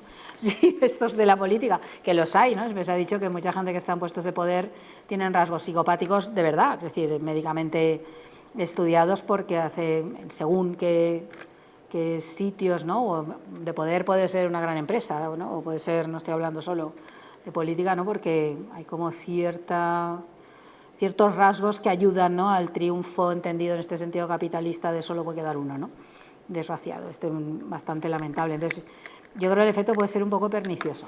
Verla está bien, pero que vea otras cosas, que vea otras series, que la compagine con otras. Muchas gracias. Pregunta de Arturo de Barcelona. Dice: hola, pienso que la serie The Crown puede haber traído mucha influencia para la reina. Tras la serie he leído varios artículos en los que se ha dividido a la gente a favor de la reina Isabel o en contra. Usted ha dicho que a la Casa Real no le ha gustado nada la serie. ¿Cree que es por esto? ¿No es entonces un arma muy peligrosa el hacer series o películas sobre estos temas? Más que nada por el hecho de qué hay de real, qué hay de ficticio. Bueno, es que eso es complicado, ese nivel entre lo real y lo ficticio. A ver, claro, en una serie como The Crown, donde te estás contando la vida pública, pero sobre todo íntima, de la familia real, claro, te tienes que inventar diálogos, situaciones, o a partir de determinadas situaciones que sucedieron, deducir cómo fueron, ¿no? Entonces ahí hay un riesgo. Yo con The Crown tengo la sensación de que podría haber sido así. A ver, su creador siempre ha dicho que esto es una ficción sobre personajes reales y que hay cosas que son tal cual, pues porque queda el documento, ¿no?, y eso, pero hay otras que obviamente están ficcionadas. A ver, el enfado de la familia real ha procedido sobre todo en las últimas temporadas, cuando más se acerca a un tema espinosísimo, que es el de Lady Di. No solo por la muerte de ella, sino también por lo que supuso en su momento de ruptura de la familia, y claro, que son temas absolutamente candentes, que es un tema que sigue hoy en día teniendo muchísimos efectos en los hijos de Lady Di y en la manera en que se percibe la monarquía. Claro, que hubo un momento en que claro, Lady Di era muchísimo más popular que la reina, que se convirtió en una figura pública y una figura pop también, ¿no?, y eso lo vivieron mal.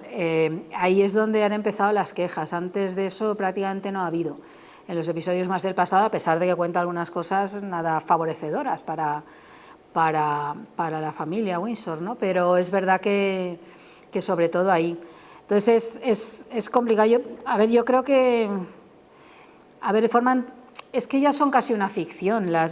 Claro, la familia Windsor o cualquier monarquía, en realidad cualquier figura pública, pero sobre todo estas que nos acompañan siempre, es como la familia, no sé, de la monarquía de Monte Carlo, ¿no?, de Mónaco.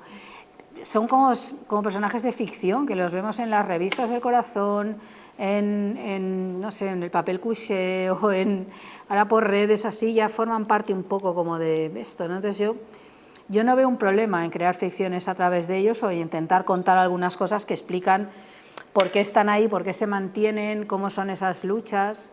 Tampoco la serie A ver, la serie, a ver, no es amable en el sentido de que no oculta contradicciones o problemas, o a veces hace retratos poco amables de ellos, porque al fin y al cabo son figuras muy poderosas y que ejercen el poder y tienen una presencia pública y unas consecuencias, sus actos, sobre el resto de la gente, ¿no? Pero tampoco oculta a veces las muchas contradicciones en las que viven o determinadas carencias. Hay un capítulo absolutamente maravilloso que es el de cuando llega el hombre a la luna, ese capítulo en el cual Felipe de Edimburgo está absolutamente fascinado con eso y solo le importa verlo, y es como, no sé, hay todo un estudio ahí precioso en torno a cómo viven fuera del mundo, ¿no? y ajenos en realidad a la realidad, que es maravilloso, ¿no? Como está eso contado.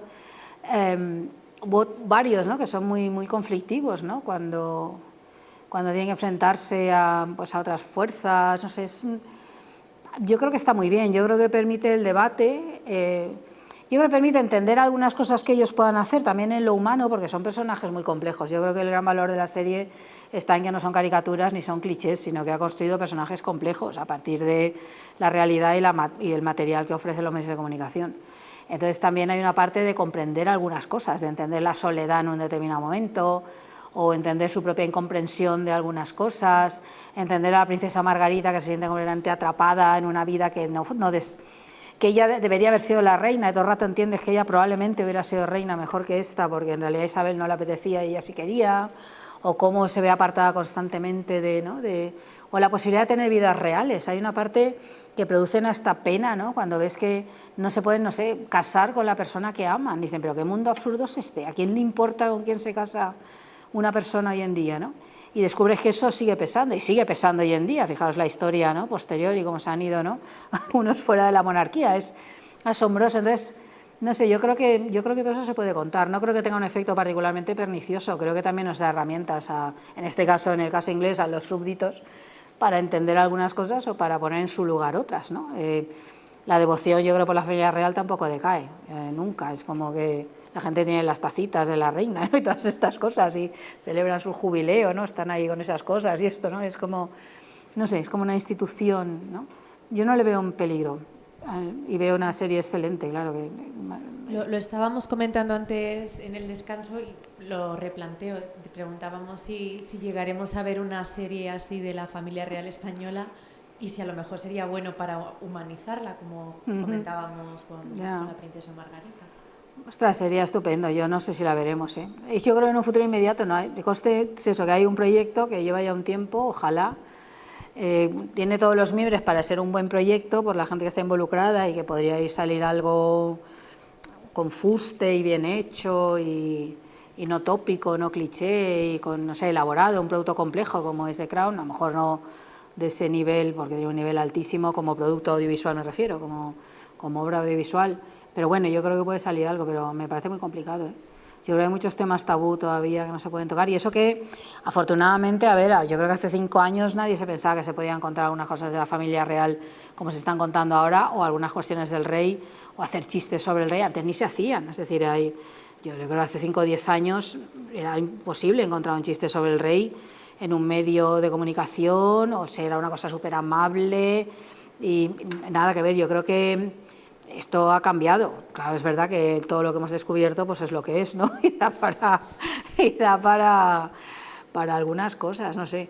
Pero vamos, yo qué sé, es que hay cosas muy complicadas. Por ejemplo, en The Crown no se cortan un pelo en hablar del pasado fascista o de Felipe de Edimburgo, de su padre, que era un fascista que apoyaba al partido nazi. Quiero decir que todas esas cosas, que a lo mejor aquí contar estas cosas todavía pueden levantar muchísimas ampollas, ser muy incómodas y sí, es muy complicado. La relación con nuestro pasado, yo creo que tenemos que resolverla de una vez y empezar a superar algunas cuestiones.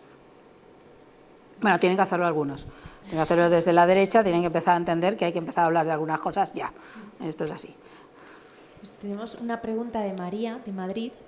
Que teniendo en cuenta que estas series han sido tan exitosas y muestran control político, aun siendo de géneros distintos, ¿qué aspectos en común considera que enmarcan dicho éxito y por qué? Bueno, había un poco de todo. A ver, yo creo que en las series más exitosas...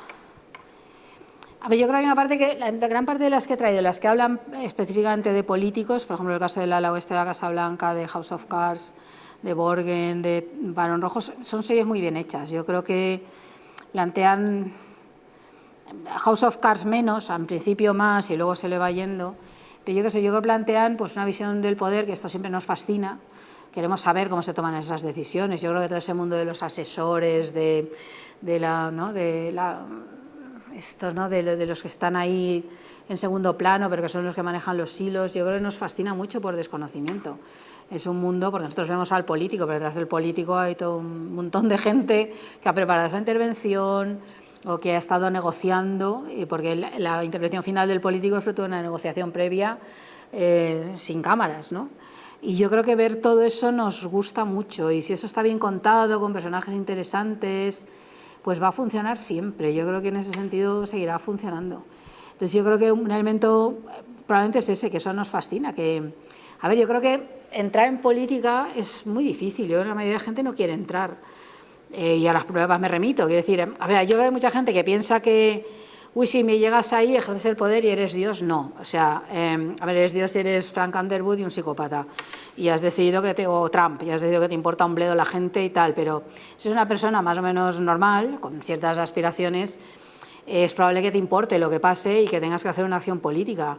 Y yo creo que todos somos lo suficientemente adultos e inteligentes para entender que vas a pringar, que va a ser inevitable, vas a tener que negociar cosas que no quieres, vas a tener que ceder en cosas que a lo mejor antes dijiste que jamás lo harías y por encima de tu cadáver, y no te va a quedar más remedio, porque si no, no vas a poder sacar adelante otra cosa que es importante. Yo creo que esto es muy llamativo y muy fascinante, y creo que en realidad poca gente está dispuesta a hacerlo. Hay una parte, nos quejamos mucho, pero yo creo que hay una parte de decirle a los políticos ya te apañarás, pero yo a veces pienso, si estuviera en su lugar, no sé qué diablos haría. Es muy llamativo y muy fascinante, y creo que en realidad poca gente está dispuesta a hacerlo. Hay una parte, nos quejamos mucho, pero yo creo que hay una parte de decirle a los políticos ya te apañarás, pero yo a veces pienso, si estuviera en su lugar, no sé qué diablos haría.